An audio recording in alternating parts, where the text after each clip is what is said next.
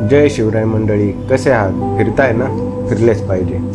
चला तर मग जाऊया मिसळ खायला. तर आज आपण चाललो आहोत नाशिकपासून 30 किलोमीटर अंतरावर असलेल्या निफाडजवळील कोठुरे फाट्यावरील डिलिजन्स फार्म चुलीवरच्या मिसळची चव घेण्यासाठी. मित्रांनो, इथे नुसती मिसळच नाही तर अजून बरेच काही आपण पाहणार आहोत. पण आधी पोटोबा आणि मग विठोबा.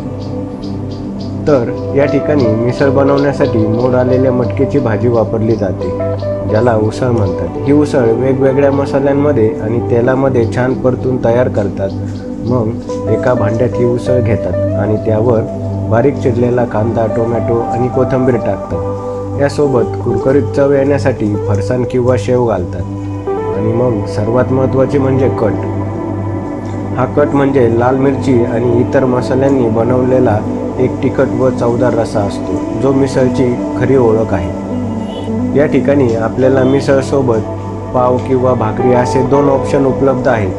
त्यापैकी आम्ही भाकरी निवडून मिसळ भाकरीचा आनंद घेतला. तर मग मिसळची चव घेऊन आम्ही येथे स्विमिंगचा आनंद घेतला.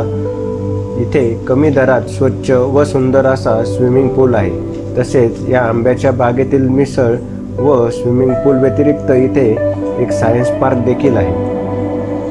तर चला तर मग मंडळी, पुन्हा भेटू नवीन ठिकाणी आपल्या आवडत्या चॅनल वॉन्डरिंग ट्रेक RPK वर. Bye. Have a nice day.